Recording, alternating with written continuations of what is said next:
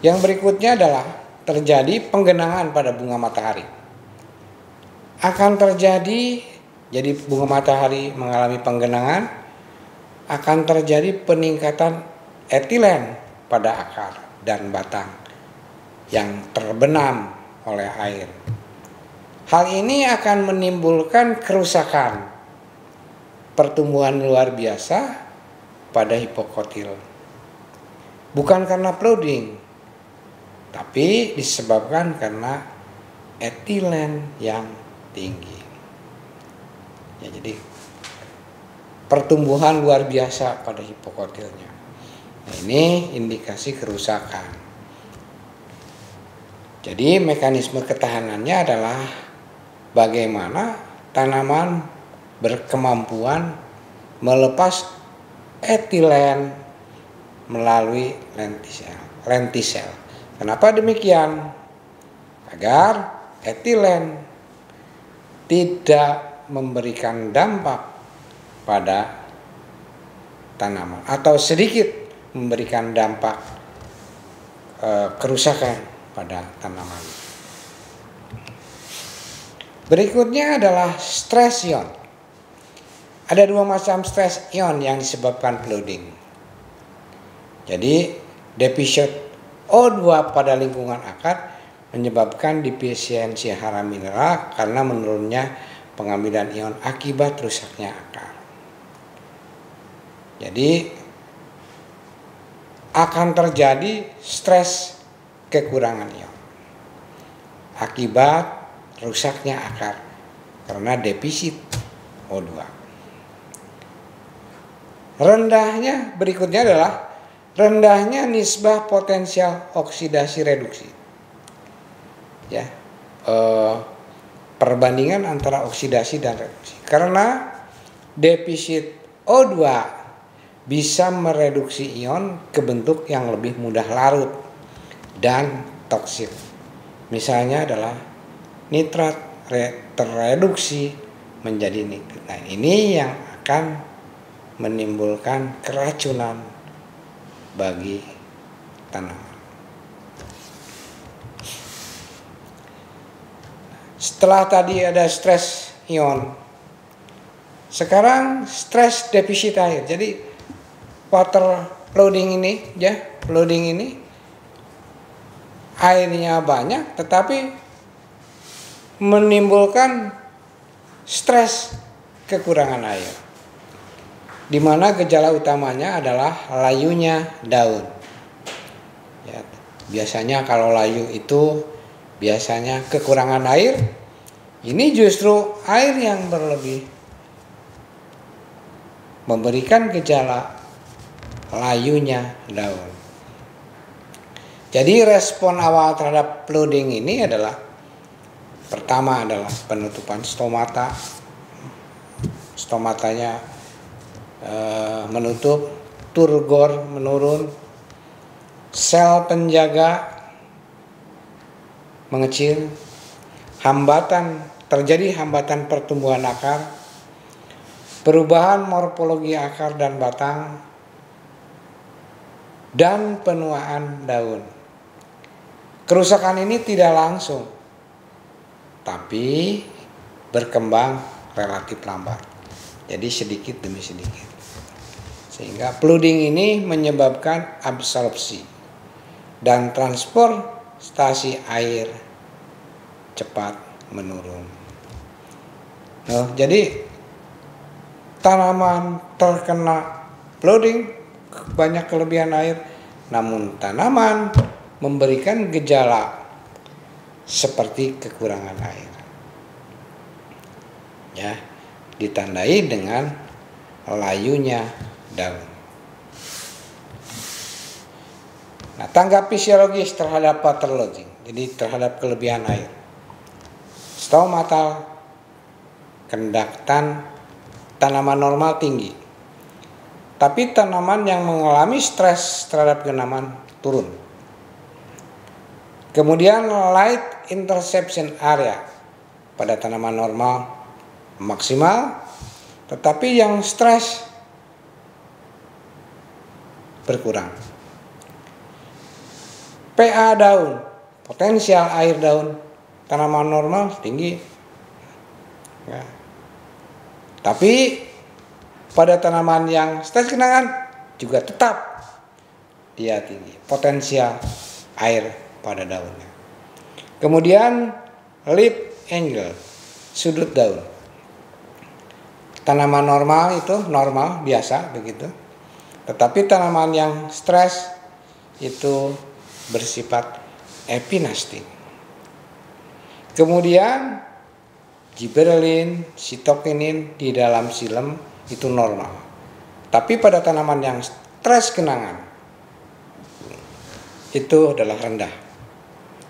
Produksi etilennya tanaman normalnya rendah, tetapi pada tanaman yang stres itu tinggi. Kemudian IAA content, jadi kandungan IAA pada tanaman normal itu ya normal, tapi kalau yang stres meningkat. Kemudian ACC di xilem tidak ada, tetapi pada tanaman yang tergenang itu levelnya tinggi.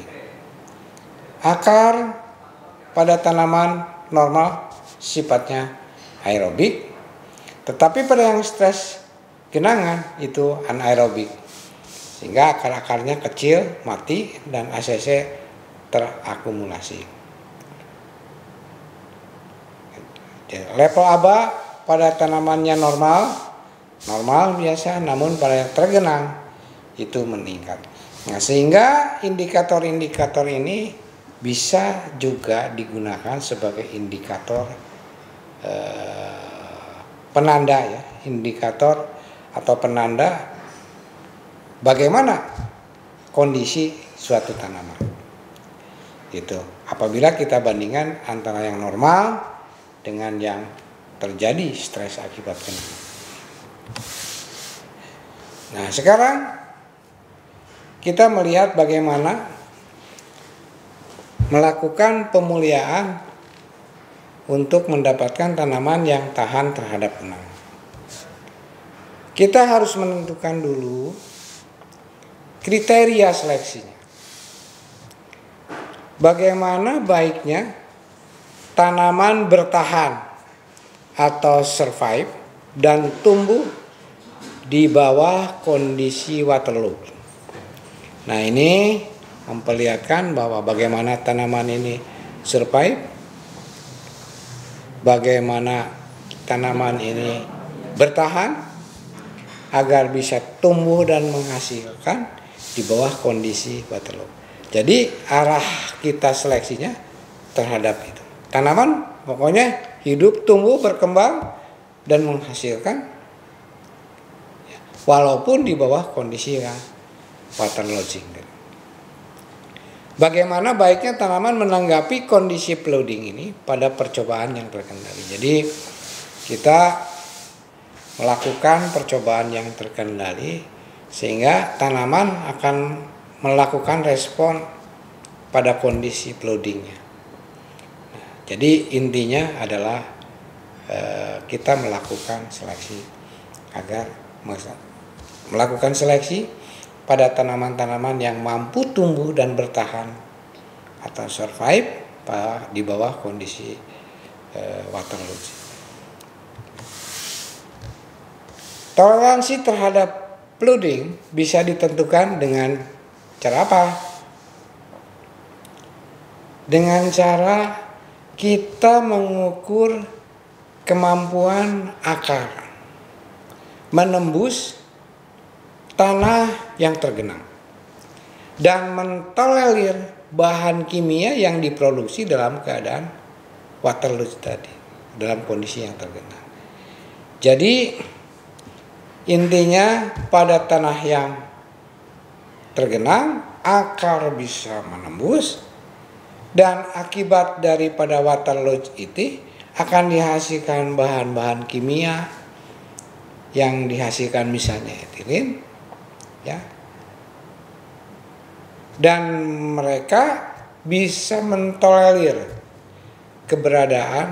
atas keberadaannya kimia-kimia yang sifatnya meracun bagi tanaman.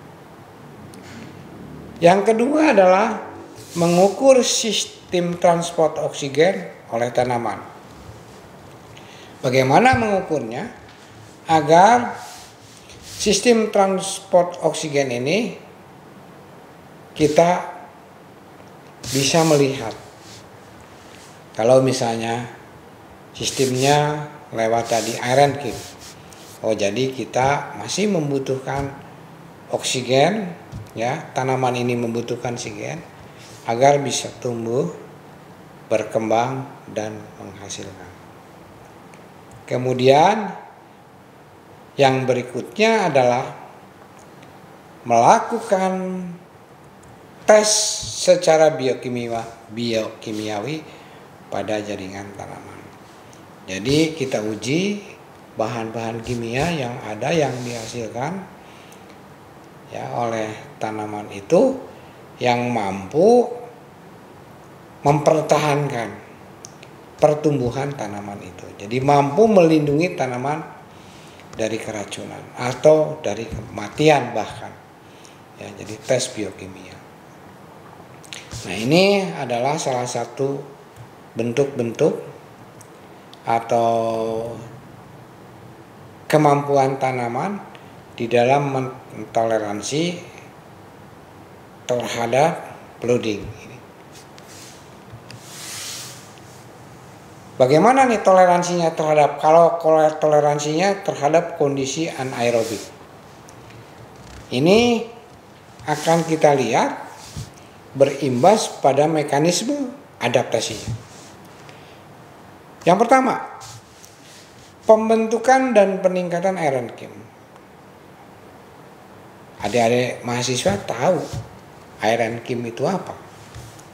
Jadi kalau terjadi pembentukan dan peningkatan iron kim, maka perannya adalah agar iron kim ini sebagai aparatur, ya, sebagai alat untuk menyalurkan O2 dari udara ke dalam akar. Ya. Jadi itu adalah bentuk dari toleransi. Kemudian berikutnya adalah pembentukan akar adventif dekat permukaan tanah.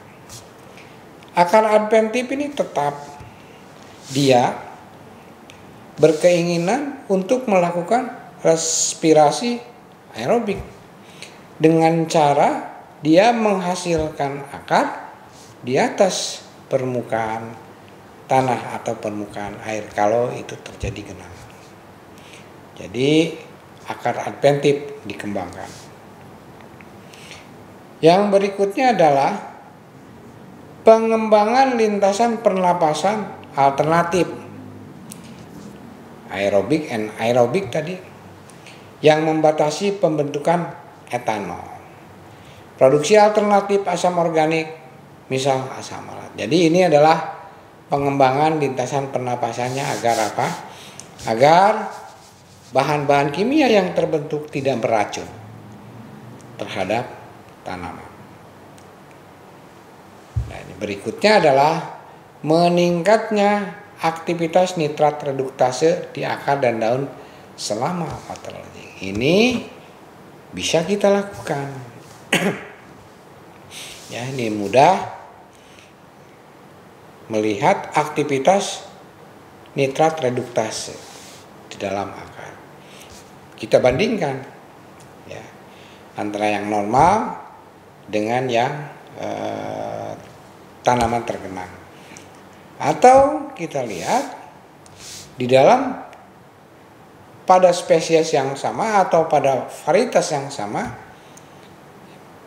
ditanam pada keadaan water losing, kita cek, kita analisis aktivitas nitrat reduktasenya. Ya, ini ciri atau indikator atau penanda toleransi terhadap kondisi anaerobik.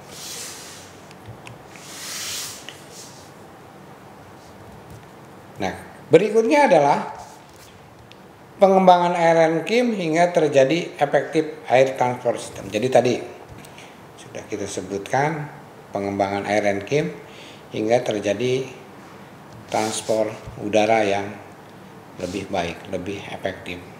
Ya, dari atas Aerenkim berfungsi sebagai bahan atau alat untuk meneruskan udara ke dalam akar. Yang berikutnya adalah pengembangan Lysigenus parenchyma di akar. Ya, jadi mengembangkan Lysigenus parenchyma yang di akar. Kemudian yang F ini adalah toleransi terhadap kondisi anaerobik. Ini adalah terjadinya peningkatan ABA. Ya. Peningkatan hormon ABA. Hal ini akan menginduksi penutupan stomata dan peningkatan permeabilitas akar, ya, dengan meningkatnya conductivity hidrolik akar. Jadi hidrolik akar akan meningkat. ABA ini. Jadi ABA bisa dianggap atau bisa dijadikan indikator seleksi. Gitu. Dan berikutnya adalah penurunan gibberellic hormon, ini ya, penurunan asam gibberellic. Saya kira kuliah pada bab tentang cekaman terhadap pikiran saya cukupkan sampai di sini. Saya ucapkan terima kasih atas perhatiannya dan saya titip pesan bahwa setiap istilah-istilah yang saudara belum mengerti, mohon dicari jawabannya. Sebab ini akan membantu di dalam pemahaman tentang cekaman ini. Ya. Jadi kalau saudara sekarang tidak mengerti apa itu glikolisis, saudara lihat kembali ke belakang di fisiologi, apa itu glikolisis yang dimaksudkan. Saya kira itu dari saya. Mohon maaf apabila banyak kekurangan. Saya ucapkan sampai di sini. Terima kasih. Assalamualaikum warahmatullahi wabarakatuh.